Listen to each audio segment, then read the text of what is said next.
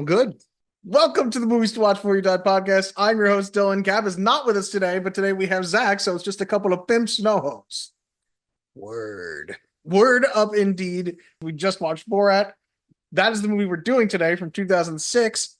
Zach, if you want to, do you want to take a stab at telling me as succinctly as you can, what is Borat about? What's this all been about? What am I working toward? You think you know everything about me, don't you? I dive at your bottom. I bloody well ought to.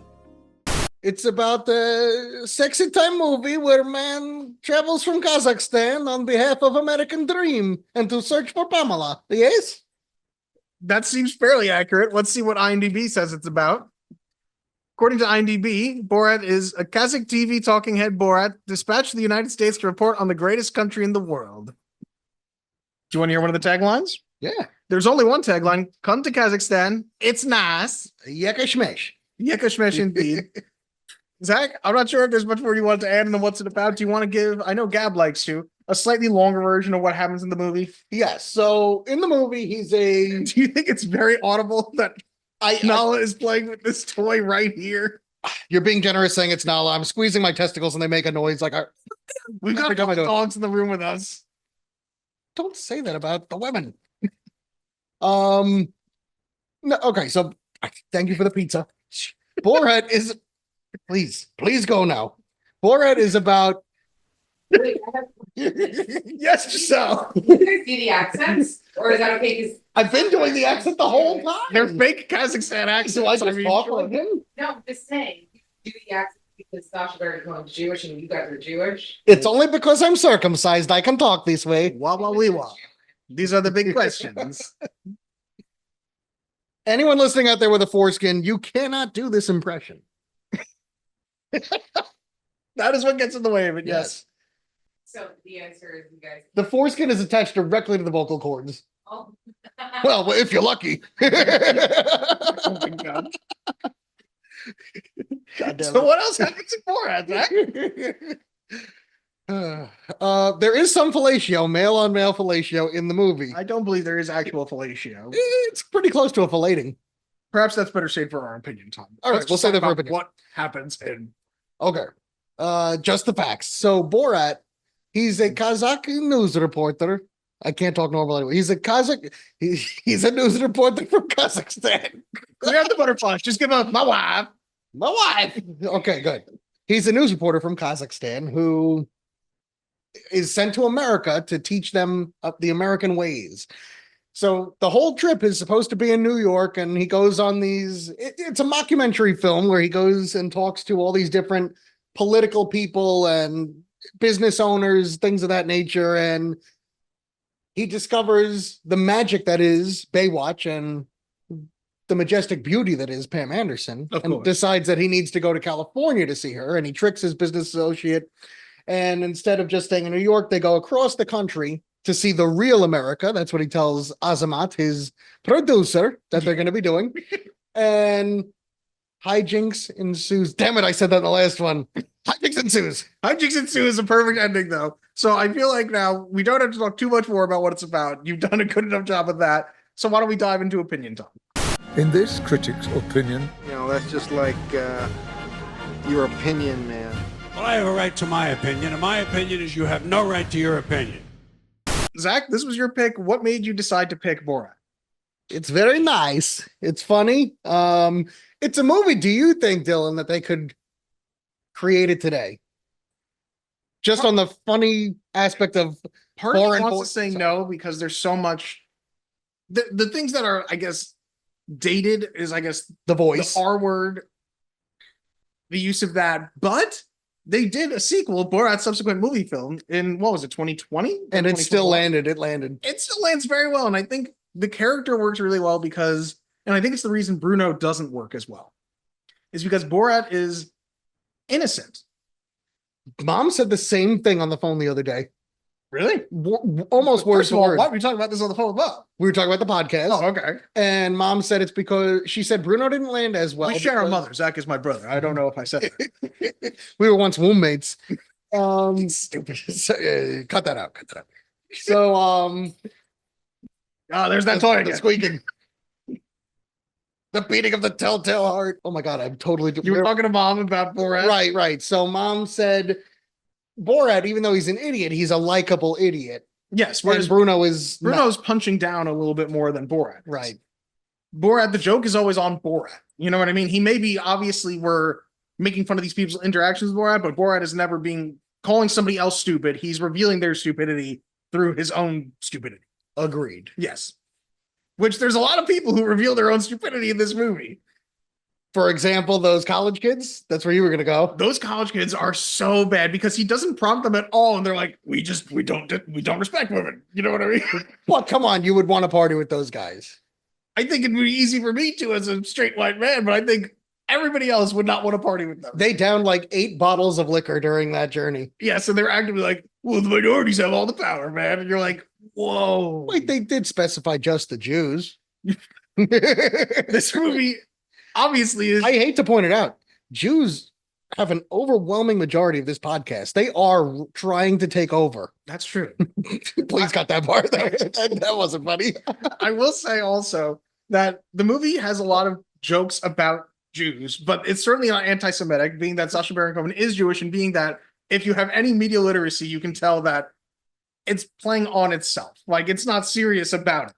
I don't think at the end of the day the movie picks on anyone besides mainstream America, and I think that's okay. Yes, I think you could say maybe it picks on Kazakhstan's, but I think they picked the nation of Kazakhstan because most people don't know anything about it, and he was able to project anything he wanted onto it. Agreed. So it also projects, I think, onto the feeling of, I was saying this when we were watching the Etiquette people, who, when he steps away for a second, they're like, he could very easily be, Americanized. And it's like, oh, I think the joke's on you in the sense that you actually think, well, as a foreigner, I guess this is just what he's like. What was it, Dylan? 60 seconds after she says that, they go, we've called the cops, get out. Yes, and 30 seconds after that, though, he's presenting a bag of his own poop to her. I do think the first time I watched this is one of the hardest times I've ever laughed at a movie in the theater. I agree with that 100%. I think, and I was wondering if I would still laugh out loud watching it today. And oh my God, some parts I thought I was going to need oxygen. It's still laugh out loud funny. Obviously it's never as funny as the first time. The first time you see it, the shock humor really hits you hard. It still hits you hard on the rewatch, man. I feel like this is kind of similar to Jackass in that sense of, that people were really doing some of this shit. So the first time you see it, you're blown away by the fact that people were willing to do these kinds of things. He had that fat man's balls in his chin, bro. Yes, and he said, he won the Golden Globe, and he said, the other actor, Ken Davishian, was there, and he said, when I had your Golden Globes resting on my face, I thought I better get an award for this. Wait, he won or Sacha Baron Cohen? Sacha Baron Cohen won, Gotcha. but they both were there in attendance. You did state at the beginning of the movie, and I agree with you on this, what an underrated character. One underrated character and an underrated performance, because he's not the star, but he is very close to being the second lead, if anything. Yeah. Like, he's in well over 60% of the movie. Yeah. Like, there's probably 20 minutes where they aren't together. And I forgot about the reveal of when he gets to California and he's at the, Grumman's Chinese Theater, and there's these costumed actors, and he sees dressed as Charlie Chaplin as a man. Although I believe you referred to him as both Laurel and Hardy and Hitler. I said he was quoting Laurel and Hardy when he said, this is another fine mess you got us into. And I said Hitler because Sacha Baron Cohen says I did not expect him to be dressed as Hitler. It's a good thing Gab wasn't here for that, because she is deadly afraid of Charlie Chaplin. So everyone at home, if you have posters, life-size cutouts, or if you just want to dress as Charlie Chaplin and follow her around, please feel free to do it. Yes, wave to her dressed as Charlie Chaplin. What was I going to say? I will say there's a couple people who, what's funny is they're reacting to it, but they're also just maintaining politeness so well, like the driving instructor. Who he gives him the double kiss and he says, that's fine. I'm not used to that, but that's fine. Will you be my boyfriend? Sure, I'll be your boyfriend. He said. I think I appreciate people like that even more than like the people who are like, the guy on the train who says he's going to break his jaw. That's welcome to New York. Yeah. Yeah. Which I do love. He had no idea what he was doing at the time, but boy, is it still relevant to him taking a shit in front of Trump Tower. No comment. Which, when I was saying, do you think he actually poops though? Nah. You think he just has his ass out there? But he was definitely jerking off in front of Victoria's Secret. That you think he actually did? Who among us throw the first stone who hasn't jerked off in front of Victoria's Secret or shit in front of Trump Tower? I see neither me or the dogs are throwing stones. Wait, no, that means we have. I'm trying to think. It's interesting because there's not really any story, but they just craft a story through. I guess the only Enough of plot that. is, yeah, him going to the country and searching for Pamela Anderson. Yes, which I wonder how the Pam Anderson thing really came about.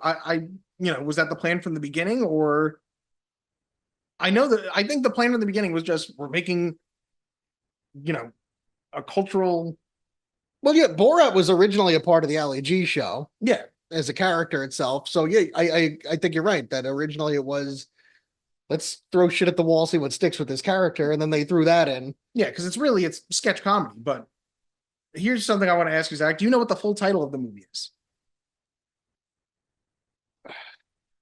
No, I know it's a long, drawn out thing. Yes, it's Borat: Cultural Learnings of America for Make Benefit Glorious Nation of Kazakhstan. Very nice. And I know the sequel it's called Borat's subsequent movie film, but there is also something longer. And once it won a Golden Globe, I think it has the record for the longest winner ever at the Golden Globes. I think so. What else was there here?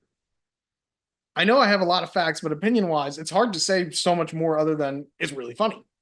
I think they do a good job of really guerrilla filmmaking. I think, you know what's funny? Do you remember what's the scene you and I got most shocked at? And obviously, it probably wasn't the scene we got most shocked at the first time we watched it, but this watch, what did we get most surprised by? You're saying it's not the testicles in the mouth. No, we remember that and knew that was coming. Or the rubber fist in the anus? It was not the rubber fist in the anus. Tell me. Zach, you love antiquing. Oh, I forgot. We both had a stroke We when both he. went, Yeah. we were full on gasping when he's in the antique shop and he is just doing bull in a Oh. china shop, falling over, knocking things down, which we found out he knocks over $425 worth of stuff. Which in Kazaki money is worth 2,000 bags of pubis hair. Yes, they over 2,000 bags of pubes. What was funny is I saw a clip of Sacha Baron Cohen on Conan, and he asked him if his pubes are red also, which he said they are. And he tried to harvest his pubis because apparently red pubis is the rarest pubis and was worth diamonds. Wait, he's a redhead naturally? Conan? Oh, I thought you were talking about Sacha Baron Cohen. Oh, he was trying to harvest Conan's pubis. God, of course the carpet matches the drapes there. Yeah. Duh. Yeah, jeune queen. Very nice. Oh, the dog's just staring you down. It's hard to focus with this, yeah. She does just look so serious. But part of the fun of the movie, too, I don't know, just the mistaking of culture and words itself. The man who's retired at the table, very nice. You let the sit at the table. His sister, the number 4 prostitute in all of Kazakhstan. I will say, some of the things that I feel like were the most relevant in 2006 are still relevant now. Like, the quotes that stood out the most are still really funny. My wife, in general, I understand why it was a cultural touchstone for a long time, to the point where now people are annoyed by people saying my wife. And the other one I think of that was, you heard it everywhere, was, "You're never gonna get this, you're never gonna get this. She get this. She bring out and you get this." King in the Castle. I find myself peppering in everyday conversation. The Jews have shifted shape. Yeah. Which those people were so nice. The running of the Jew is a hysterical bit. Because it's so ridiculous. But we were saying, we were like, unfortunately, a lot of the jokey anti-Semitism is still as relevant as ever. Yeah, not that we need to get into that on our movie comedy podcast. This will now take a serious turn to discuss anti-Semitism in American culture and society. Dylan? What was that, your PBS voice? Yes. This will now take a serious turn to discuss anti-Semitism. What parts of the movie do feel dated to you? Well, I guess none, because the only thing I could think of is maybe none and all of it at the same time. I mean, the fact that you can get away with it then or ever. How do I explain it? What's dated is that comedy now is so, I hate to use the word, woke. Oh my God.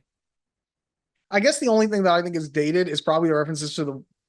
I'm probably going to forget something, but the War on Terror references are obviously, thankfully, a bit dated by this point. True. Okay, so you're saying like a kid watching it now who's 18 years old might not understand. Yeah, it's like, what what is this even referencing? Yeah. Obviously, Baywatch in general is pretty dated for people probably under my age, like Yeah. or like who's Pam Anderson?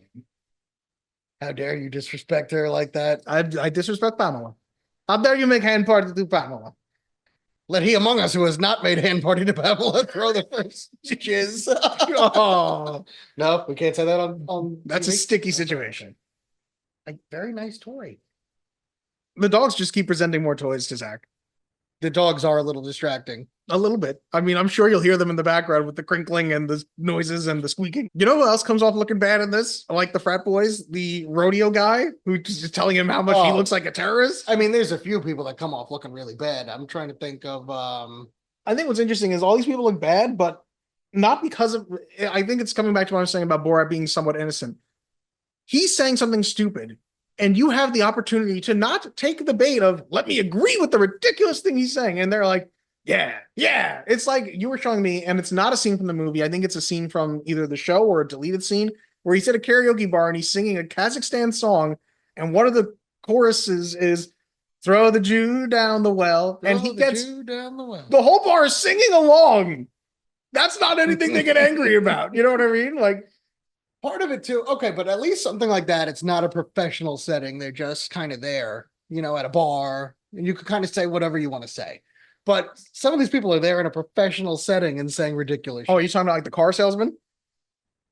shit. The car salesman, there's the joke guy who's laughing at, oh, my brother broke out of cage and raped my sister, and he starts laughing. No, I mean, Yes. he's Although there in a I- professional setting. I feel like he could be just laughing in an awkward situation. The car salesman or the gun salesman, he's asking, what What's type of gun would I need to kill a Jew. Yeah. And he says, I would recommend a 9mm or a 45. Like, oh my God. And the car salesman is asking, how fast do I need to go to run someone over? And he goes, in this 45 miles an 35. hour. I do think it's funny because I remember this being one of the most like quotable movies ever. And I remember this movie being so heavily quoted. And I feel like nothing but like those three things I said, my wife, you're never gonna get this, and King of the Castle are really coming to my mind as like things we quoted all the time. You can quote the whole movie. It's very Austin Powers, like in that sense. Like, do you remember in the late 90s when that came out? Everyone was saying, yeah, baby, oh, behave. Psychedelic, Groovy. Yeah, it's the same level of quotability. Yeah, I guess people were my wife, wah wah wee wah, Yeka shmesh. yetchibish. God, no wonder people got annoyed at that. After a while, I think it's very fun when you haven't done it in 20 If years. you haven't watched the movie, too, take a year off from watching the movie. Once a year, make it on your list. And in my opinion, it'll make you laugh out loud. I do think there were a few things that I had forgotten about that I was like, oh my God, that's really fun. Like I forgot about the car salesman scene, and it is hysterical. Yep. Or the shape-shifting accusations of the bed and breakfast owners. Throw more money at them. As a man in general, we were both saying the dude deserved. Did we say that during the recording or no? That he just deserves more credit? Yes. Yes. He is so funny in this, and we'll give him some flowers when we get to the facts. Do you think we should get to the facts now? Sure. I want the truth! Face the facts, ducks. Facts have no place with an organized religion. On IMDb, Borat has a 7.4 on the Rotten Tomatoes tomato meter. It gets 91% with an average rating of 8.1. Oh no, with an average rating of 8 out of 10, 201 fresh reviews, 21 rotten. The What audience. are the other 2 out of 10 that don't have a sense of fucking humor? Well, it's not like The Dentist where it's 9 out of 10 say this will work or something. This is just the Hey, average rating. Dr. Addies would absolutely fucking laugh at that. Reference our childhood dentist. The audience score on Rotten Tomatoes is 79% with an average score of 3.9 out of 5. It had a budget of $18 million. It grossed $262.5 million. Wah, wah, wowie. Wow, wow, wee, wow. The critics' consensus, part satire, part shockumentary. Borat gets high fives almost all around for being offensive in the funniest possible way. Yekshamash. High five, I feel like, is a big one too. High five with a High five. rubber fist. Couple of reviews. Peter Travers from Rolling Stone. Borat will make you laugh till it hurts and you'll still beg for more. Agreed. Jason Solomons from Guardian. The more I think about the film, the less amusing it becomes. Fuck you, Jay. Gene Seymour from Newsday. Paraphrasing Kurt Vonnegut, there are few things more quintessentially American than embarrassment. Borat is the quintessential movie comedy of our times, whether you like it or not. Yep.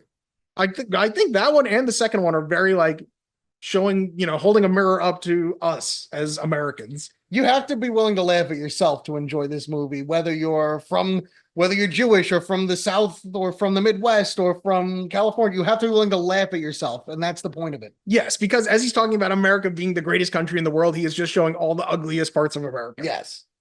Finally, Andrew Saris from The Observer. The theory of comedy here is that you can get away with almost anything if you manage to make your target audience feel superior to the human beings being mocked on the screen. I don't think that is the intention, to make people feel superior. I think it's just... I agree with you. I think it's more about laughing at yourself. Yes. Than that, yeah. We have a couple Letterboxd reviews. Before we get to that, I do want to point out, back in the day, I had a regular iPod. Dylan just got the mini. And everyone knows that's for girls. That is for girls. But I had clock radio. Zach could not afford. Say goodbye to your fucking clock radio. See, it is quotable. It's very quotable. Jay, Borat shitting at the Trump Hotel was ahead of its time. This one's from Jesse. Sacha Baron Cohen has created one of the most offensive comedies ever. Absolutely disgusting and crass, depicting Americans to be largely ignorant. Americans, citizens of the best country in the world. Outrageous. A total racist, sexist mess that should not be watched by anyone. Are they being sarcastic? Nah. Was it not? That's funny. That's a good one. Matt Singer, the climax of this movie takes place at the Virgin Megastore when there's a big not joke. I didn't think it was that old, but apparently it came out 800 years ago. I forgot it's at the Virgin Megastore, so yeah, that's fair. And this one's from Nick Hewson. Not everything holds up. Some bits were unfortunately put through the cultural juicer too many times. However, I began to tear up during the naked fight because I was laughing so hard. Okay, that part is, one of the funniest scenes in movie history, but I think he's wrong. I think maybe I'm just an old man, but I think it all holds up. I would say some of it doesn't hold up in the sense that once you've seen it once, it never has the same punch as it did the first time. But for most comedies, that's going to happen. He says this as he cracked up the whole fucking time. I'm not saying I don't think this movie holds up at all. I'm just saying I can understand where someone would be coming from with that comment. All right, agree to disagree on that one. Do you want to hear? Oh, before I get to the fun facts, these haven't been fun. Not yet. You haven't begun to have fun. You better not have enjoyed this at all yet. It hasn't been fun. You cannot have fun yet. It was directed by Larry Charles, who also directed Bruno, The Dictator, Religulous, and Dix the Musicals. And Zach, what was your producer on that you pointed out? Seinfeld. Why did you whisper that? That's my radio voice. Oh, okay. The screenplay is by Sacha Baron Cohen, Anthony Hines, Peter Bainham, and Dan Mazer, who also wrote The Ali G Show, Bruno, Hotel Transylvania, Escape from Planet Earth, and Bridget Jones's Baby. So there was... Wait, not The Diary, just The Baby? Only The Baby. The third movie. Wow. Stars Sacha Baron Cohen as Borat, who you may know from Madagascar, Hugo, Talladega Nights, The Ballad of Ricky Bobby, and Zach, this one's just for you, Sweeney Todd, the Demon Barber of Fleet Street. Oh, yes, he's Pirelli. Ken Division as Azamat, who you may know from Holes. Wait, who was he in Holes? In Holes, he is the one who is competing with the other guy for the daughter to be his wife, and he offers up the fatter pig. Oh shit, I forgot about that. Okay, yeah. And then the guy gets 2 pigs for the one daughter. Wow. He does show up in everything, huh? Yes, the Mr. Mayfair movies, which I didn't know what those are, but they're on Tubi, and there's like 4 of them that he is a big part in, so good for him. I might have to check it out then. And Meet the Spartans, where he played Xerxes.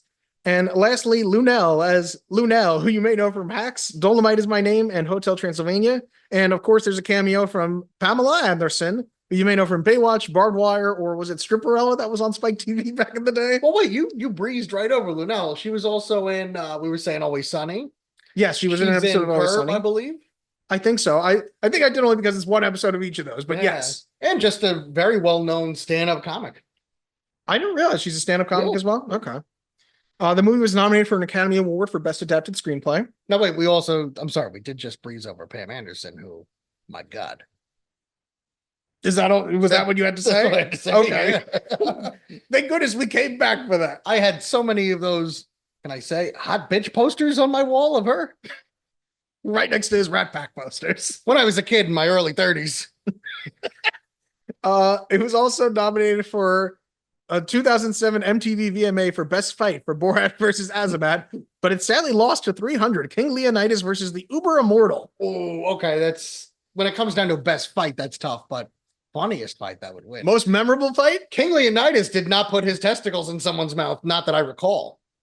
I haven't watched the movie in a while, but I don't think so. By the way, I'm not here to teach martial arts or anything, but if you're ever trying to win a fight, don't put your testicles in someone's mouth because they can bite down on them. But it is shock value so that you could get an advantage on your opponent with that. That's all. This is the advice you come here. Yes. Yes. Sacha Baron Cohen, I also said already. Unintended? Sacha Baron Cohen won a Golden Globe for his performance as Borat. Now to the fun facts. This I just noticed on IMDb. Sacha Baron Cohen has 42 acting credits. Lunel has 78. Ken Davician has 135. Wow. So I was just surprised which one of them has worked the most. The police were called on Sacha Baron Cohen 92 times during the production of this film. Which I don't know why. I feel like I just said like it was Ferris Bueller's Day Off. 92 times. 92 times? I'm almost surprised it's that little amount, you know? I guess he was just like caught and released each time. Like the etiquette people who are calling the police on him for shitting in a bag, like he's not going to go to jail. Yeah, but at the end, like the security guys, I thought he was going to get roughed up even harder when he puts Pam Anderson in that bag. Perhaps I have something to tell you about that in a minute. Ooh. The FBI assigned a team to Sacha Baron Cohen during the filming of the movie due to numerous reports of a Middle Eastern man traveling the Midwest in an ice cream truck. No way. That's according to IMDb trivia. That's amazing. Borat is based on a Russian doctor Sacha Baron Cohen once met. He said the doctor was completely hilarious, but totally unintentional. In the language selection screen for the DVD, if you choose Hebrew, the screen flashes Jew in the facility repeatedly. The subtitles read, "You have been trapped, Jew. Keep your claws where they can be seen. No. Do not attempt to shift your shape." At a shooting event in Kuwait, where Kazakh shooter Maria Dimitrenko won the gold medal, the Asian Olympic Committee accidentally played the movie parody of the Kazakhstan national anthem at the medal ceremony instead of the official anthem. I remember hearing about that when it happened. Kazakh officials heavily protested, and a rerun of the medal ceremony took place. To prevent the same embarrassment from happening at the 2012 London Olympics, the Kazakhstan government specifically guided the London Games Organizing Committee on the correct anthem, since most of the athletes in the Kazakh team were Russian and did not speak Kazakh. I'm assuming they said, what, was some kind of joke to you? My sister #2 prostitute in all of Kazakhstan. How do you think that the anthem that says all other countries are run by little girls is the real one? It is Kazakhstan, in all fairness. The news producer tricked into booking Borat was fired, and two of the frat brothers sued the film for humiliation, ridicule, damaged reputations, but the lawsuit was thrown out. That was the ones you were saying should be most embarrassed, too. I get why they tried to stop the DVD from being released, which, yeah, good luck. That was one of the funnier scenes in the movie, even. Yes, but not a good look for those guys. The character of Borat was heavily criticized by the Kazakh government as being a concoction of bad taste and ill manners, which is incompatible with the ethics and civilized behavior of the Kazakhstan people. Sacha Baron Cohen gave a big press conference at the White House gates on September 29, 2006, one day before an official visit of Kazakhstan's president. Oh my God. The Kazakh government hired two Western public relations firms to counter Borat's claims, running a 4-page advertisement in the New York Times, implicitly rebutting many of the claims made by Borat. Kazakhstan has since changed their strategy by playing along, going so far as inviting Borat to visit Stan, and they have commercials for like tourism, where it's the people looking at the sites going, very nice. Wait, we're Christian now. We have sense of humor. Which I do think the best thing you can do is play into this, rather than, it's the classic thing of the more you try and go against it, the more people are just going to like dig their heels in. Except for Borat, Azamat, and Lunel and Pam Anderson, none of the characters are portrayed by actors. Most scenes in the films were unscripted. In most cases, the film's participants were given no warning they would be taking part in, except for being asked to sign a release form agreeing not to take legal action against the film's producers. That's part of the beauty of it, man. That's okay. For the same reason, I think I'm tied for 2 favorite shows of all time. Always Sunny in Philadelphia, but I think my favorite show might actually be The Impractical Jokers. And it's the same level of, it's almost it's not just that kind of humor. It's more like a sociological experiment when you watch these things, It's the improv nature of it, Yeah. in a sense that one party is just not aware of what's happening. Yep. I do find that really cool. The Salon Arts and Entertainment site quotes the Bihars, the Jewish couple at whose guest house Borat and Azamat stay, as calling the film outstanding. referring to Sacha Baron Cohen as lovely and very polite and a genius. The Boston Globe also interviewed the couple, I almost put my drink out for that. saying that they considered the film more anti-Muslim than anti-Semitic and had feared that Baron Cohen and his ensemble might be filming pornography in the house. Wait, who said that? I'm sorry. The old couple that they stayed at their house. They also, the room service, they don't actually do room service, and they specifically asked them to do that, and they were like, okay, so that's one of the few things that they, I guess, manipulated. Sure. Oh, so that's even funnier when they're like, come on, you have to take one bite. Eat a bite? Yeah, have a half of the sandwich. Charlize Theron supposedly laughed so hard while watching Borat that she herniated a disc in her neck, and it locked up, and she had to go to the hospital for 5 days. Wow. I don't know if that, again, that's one of those things that I'm like, IMDb trivia, is this real? But it's on there. I'd like to do some things with Charlize Theron where she might lock a disc in her neck too. I think she would back away so hard she'd lock a disc in her neck. I thought you were going to say you wouldn't even reach the uvula. Borat's greeting, Jak Jemesh, is a common Polish greeting, which roughly translates to, how are you? Other phrases in Polish used by Borat are, I'm going to give it a go, Dzień dobry, good afternoon, and Dziękuję. You Dziękuję. just watched the movie. Thank you. Do you see the Polish spellings? No. They Oh, are hard wow. to Yeah, read. that is hard.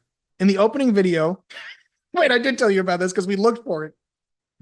There The are head some- of a pubis. There are dancing pubic hairs pretending to be film noise, and when you watch it the next time, you'll see very quickly what is clearly just a pubic hair moving around. Oh, it threw me because you did say you were like the squigglies. I'm like the squigglies. You were like, yeah, the pubes in there. When Borat is trying to kidnap Pam Anderson, none of her bodyguards knew about the premise of the film, which is why they tackle Borat with such force and authority. Pam Anderson was in on the gag and really hammed it up. That's why I'm amazed. I thought he was gonna get nose broken, fucking headlocked. There was a rumor she was married to Kid Rock at the time. There was a rumor that it was the reason for their divorce because he did not appreciate it. I And heard that too. she never confirmed that, but she did confirm that he did not like it. Well, I think we've learned Kid Rock doesn't have the best sense of humor either. We're not going to base everything on Kid Rock's. Finally, the last Did one. Ted Nugent like it though? That's what's important. Finally, Ken Davician, who played Azamat, was paid only $60,000 for the movie. Wow. He was asked about. He should have stuck around for points because I don't think that was all for Zach. He was asked about playing Azamat again before Borat's subsequent movie film, and they didn't tell him what was happening. They said Sacha Baron Cohen is doing another movie. Will you be Azamat? And he was like, the only thing I'll be Azamat for is if we're doing Borat 2. And I guess because of secrecy, they would not tell him that it was Borat 2. So he said no to it, and then he saw Borat 2 was coming out, and he was like, well, that is what it is. But apparently he also said Sacha Baron Cohen is not really a buddy comedy guy. You know, that's not what he's going for. So Right. he understood. right. I don't know what they would have done I for will say I watched the second movie with you during the pandemic when it came out or whatever. It holds up, man. That was very fucking funny too. the sequel is also great. Like pretty much just as good as the first, I think. Very close, if not as good. I don't know how Azamat would have fit in there. I just imagine he might have been at the beginning and the end during the portions that are supposed to be back in Kazakhstan. Well, he would have obviously been getting Giuliani undressed and He would have taken over the daughter role, yeah. Yeah, that's all the fun facts I got though. I thought I was surprised how much interesting stuff there is there. There is also the Kazakhstan village, you know, the village he used for Kazakhstan, which I think the actual name of the village is like Glod or something like that. They were told they were doing a documentary and apparently were very upset. The guy who he calls the mechanic and abortionist was I feel so bad talking about it because obviously he was upset, but but he the blowtorch, the mechanic Yes. and abortionist. Of the guy was like, I'm not abortionist. This was very upsetting. And I'm like, oh yeah. Wait, how about Shlomo the rapist? yeah. Belongs right? Or something like that, yeah. Only humans, no animals this time. So again, I think they tried to sue as well, but they were unable to, I think, really get anything out of it. I hope though that I don't think he did, but he should have at least thrown $1 million to that village. I don't know that what he was did like that. Extremely poor. I know for the second movie, there's the woman who watches the daughter for a bit and is like teaching her, and she apparently got paid something, you know, criminally low. Oh, And when the movie came out, people were like, well, this one should have been paid more. She's pretty featured in the movie. And I know they did immediately throw like a bonus her way. So good. I don't know if he did anything for this town, but he has responded to calls and done more since. And let's face it, we all work hard. We all deserve a bonus thrown our way. You, Dylan, me, you, audience listening. If you're working hard, you deserve a big bonus. Tell your bosses. Shit on their desk if they don't. I'm just imagining the news article. Shit's on desks everywhere. And you could tell them, Dylan Pollock told you to do it. I endorse this desk. I was about to say my name, but Dylan did. It's his podcast. He endorses that theory. I stand firmly behind desk shitting. In the desk, on the desk. Can I say this? I don't know. You could always delete it, right? Sure. Watch your desk. You know what I'm going to do? I don't normally put this with record. I'll Can you believe bleep it. it? I'm just Yeah. gonna bleep it. He may or may not have talked about someone he works with. All right. I think that's enough facts. Should we get to some verdicts? Yeah, that's enough facts, felonies, whatever you want to call them. No, actually, don't listen to Zach. He's a liar. We're not going to the verdicts because Gab has come back from sunny California just for the male segment of this Borat episode. And just so everybody knows, I am very tan. Thank you. Mail time! When you control the mail, you control information. Mom asked me to ask you if there's any mail for us here by mistake. What? So, first comment on Mean Girls is from Lanola Cola. If only October 3rd was on a Friday this year, it's on a Thursday. It would have been perfect. Damn it. We'll have to redo that for next year. Shame.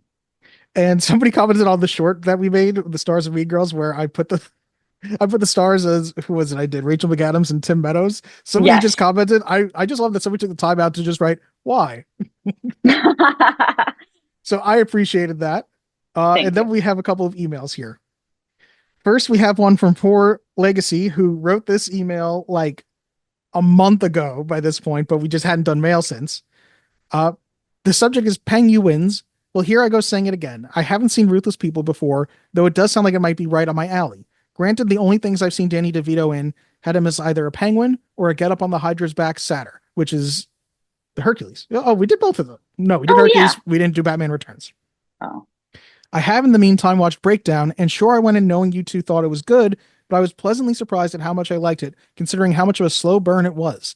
Don't know if it's going to be on my rewatch list, but I'm certainly glad to have watched it before I die. As for plugging my webcomic, why not? I'm at The Geek Legacy on Facebook and Instagram, and I draw a weekly comic about a geeky doofus, an ill-adjusted assassin, her bright-hearted girlfriend, and a chain-smoking trans girl. So check that out. Okay, will do. I added the so check that out. That wasn't Legacy. So Legacy just put it out there. Then we have an email here from Kyle from the Film Realist. Hello, Kyle. About Mean Girls. Hello, friends. I really enjoyed hearing... That sounded like he was responding to your hello, Kyle. I really enjoyed hearing about your high school experience, so I wanted to share mine. I was, as many would guess, a class clown. While I've also enjoyed making people laugh in high school, specifically, this was mostly for survival. Sounds like a really tough high school. Yeah, oh my God. They murdered the unfunny there. I entered high school as a 4'11" at 4'11", and so that I wasn't bullied, I made people laugh. It wasn't until grade 11 that I found that this had it so that each social group accepted me, but I didn't belong to one with any real depth. He was like the Blade of the social groups, the Daywalker. Yes, of course. That's a reference you love, Gab. I'm sure you're into the Wesley Snipes Blade movies. I don't get it. Yeah, I really don't know what you're talking about. For those wondering, I left high school at a height of 5'11", and I'm trying, like, that seems really impressive that he grew a full foot during high school, but I'm trying to think, like, what height did I go into high school as, and what height did I come out as? I don't know. I feel very much like you've been the same height this whole time. I came out my mom this height. Yeah, like you were always, you know whose height has changed drastically? Zach. Zach has gotten shorter. You stayed the same from when we were children. So you're saying Zach, in the middle of the episode that is with Zach on it, you're saying that he's actively shrinking? Yes. I'm saying that when we were kids, you were the exact same height and Zach was significantly taller. And now Zach is short and you are the same. And your logic is not that I grew, it's that he got smaller. No, I'm saying you didn't grow at all. You've always been this height. Zach got smaller. I would know because I was there. Thank you. The jury rests. You know what? I'm inclined to believe it. That's why Zach started out. Zach was 7 feet tall at one point. It's really sad what's happened. Yeah.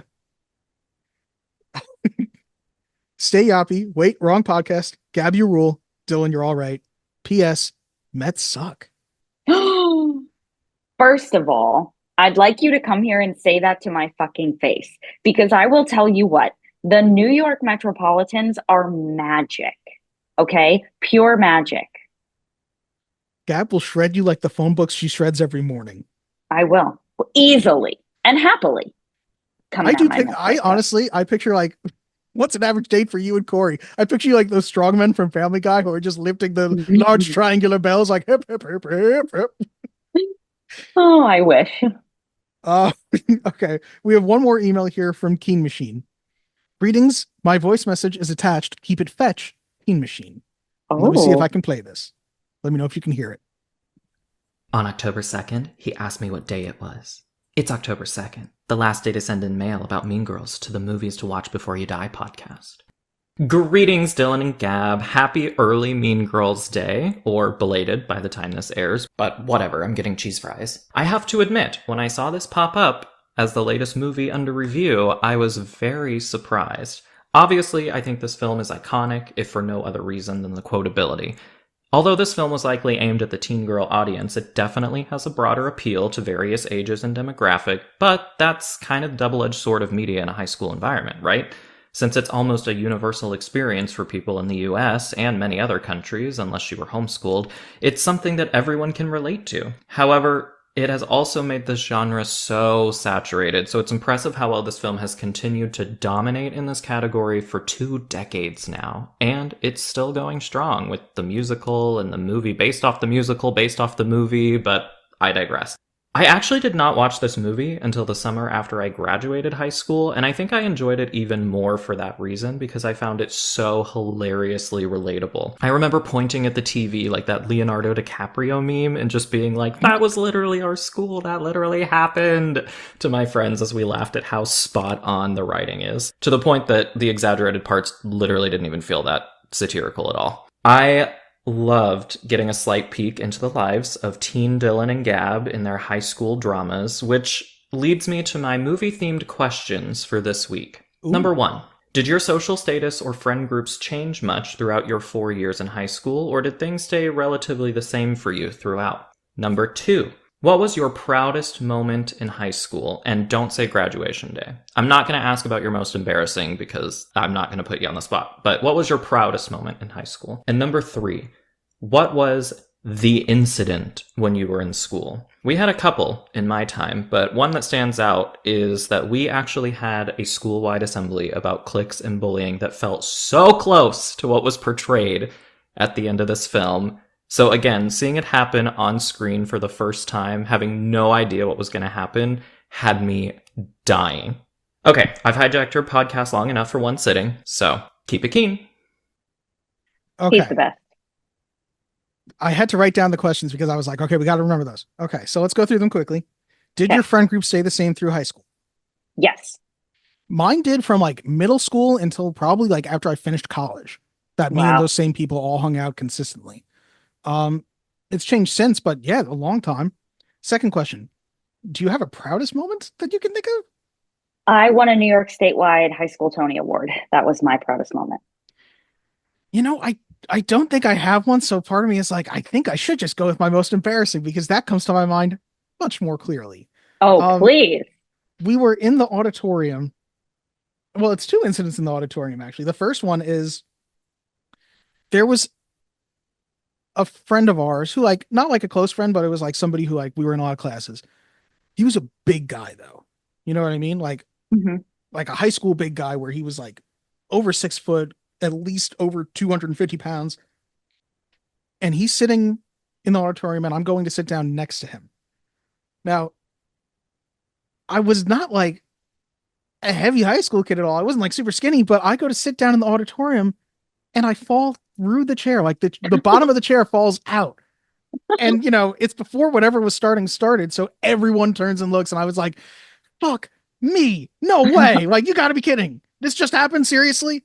The other one is also in the auditorium where I said during our Mean Girls episode, I was definitely not in like a cool clique. You know, we were dorky. And I remember, you know, me and a bunch of my friends like didn't have any prom dates lined up. I was well aware of it. A couple of us did, whatever. But I remember they were announcing during the assembly, somebody's about to win a free 2 tickets to the prom. And right before they announced it, I leaned over to the person next to me and I went, I'm going to win.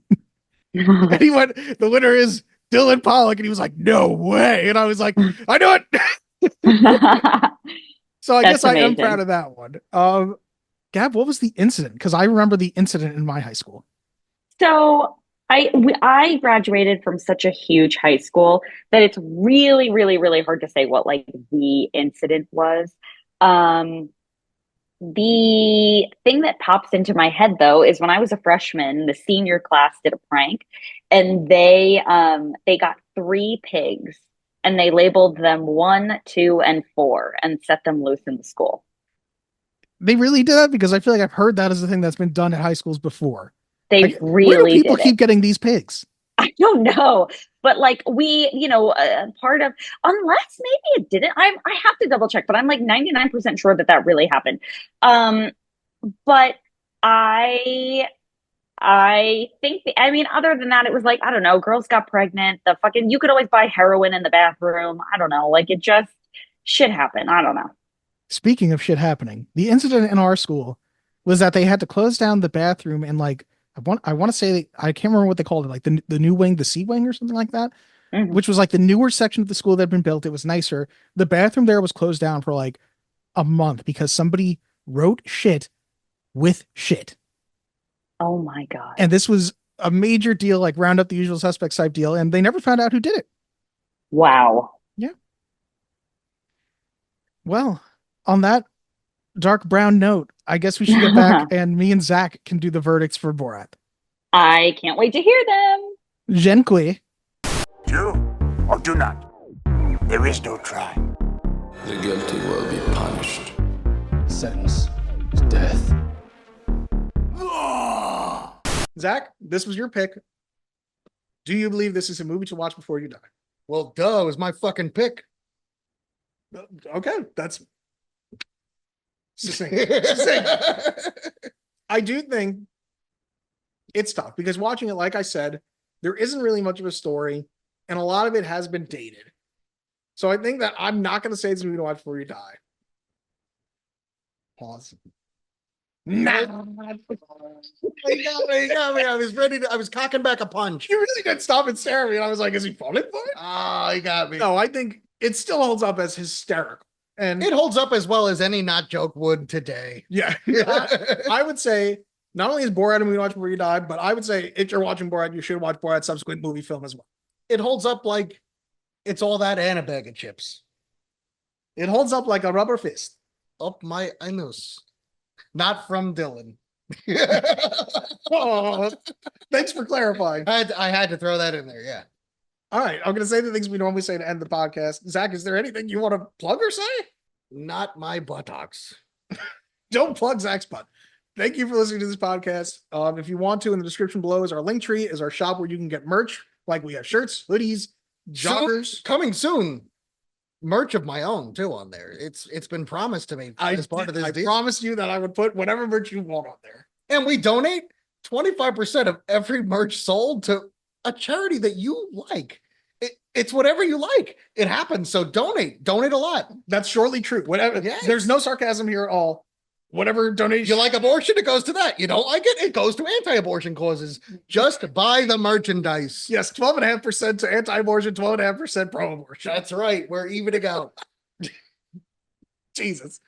You can find a link tree for our podcasting friends in the Hall of Thoughts Network, and there's plenty of other shit in the I threw the word abortion out there pretty late there too, huh? Yeah. Is there anything else we can throw in here? Thank you for listening. Come back for the next episode where it's going to be me and Gab again. I don't think Zach will show up, but you never know. Oh, I thought he said, I don't think Zach will ever be invited to return. You are always welcome to return. So you never know. You could see me too if you like it, but if not, I'll never be back. You don't know. You could see him at the abortion clinic. He could be inside or standing outside. You don't know where I stand on this, and let's keep it that way. Oh my God. Thanks for listening. At the start, she was cook good, her vagina work well, and she's strong on plow.